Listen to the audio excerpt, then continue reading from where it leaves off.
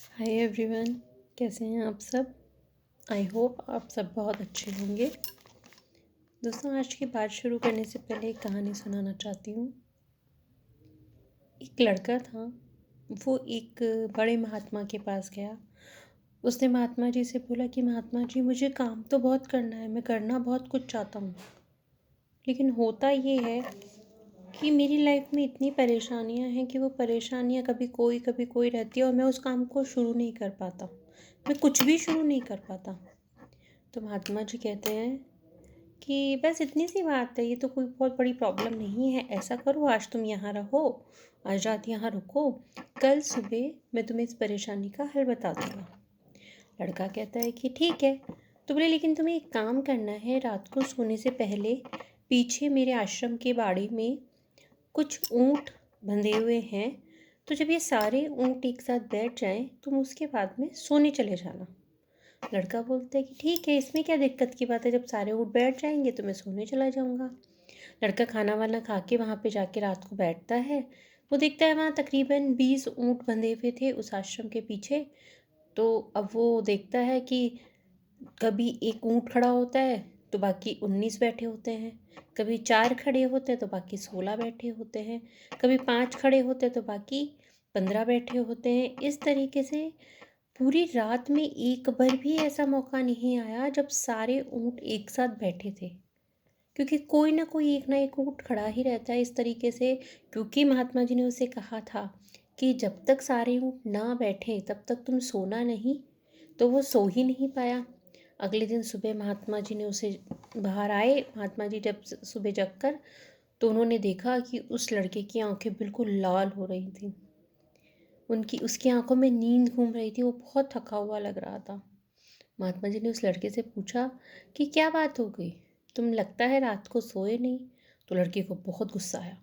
लड़के ने कहा, महात्मा जी आप क्या बात कर रहे हैं, कैसे सोना, आपने मुझे क्या काम दिया था कि जब ये सारे ऊँट बैठ जाए, जब मैं जाके सो जाऊँ। तो पूरी रात ऐसा समय कभी नहीं आया जब सारे ऊँट एक साथ बैठे हों, कोई ना कोई ऊँट कभी ना कभी खड़ा ही रहता था, तो इस वजह से मैं पूरी रात सो नहीं पाया।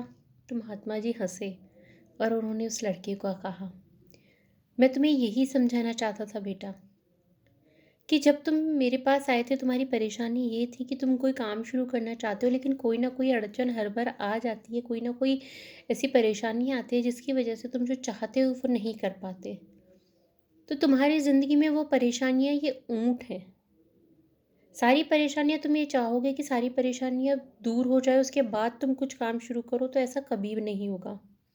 तो दोस्तों, ये कहानी हमें ये सिखाती है कि हम में से बहुत से लोग हैं जो कुछ ना कुछ करना चाहते हैं, अपने किसी पैशन को फॉलो करना चाहते हैं या कुछ भी काम करना चाहते हैं। तो हम लोग ये सोचते हैं कि अरे ये हो जाएगा ना, मेरा बेटा थोड़ा बड़ा हो जाए, मेरी बेटी थोड़ी बड़ी हो जाए, फिर मैं ये करूँगी, या ऐसे हो जाएगा उसके बाद में मैं इसे शुरू करूँगी, करना मैं बहुत कुछ चाहती हूँ।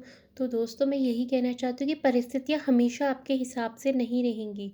कोई ना कोई दिक्कत, कोई ना कोई अड़चन हमेशा आएगी। जब आपका बच्चा बड़ा हो जाएगा, उस हो सकता है उस वक़्त आपका स्वास्थ्य ऐसा ना हो कि आप अपनी हॉबी या जो चॉइस का वर्क है उसे परस्यू कर सकें।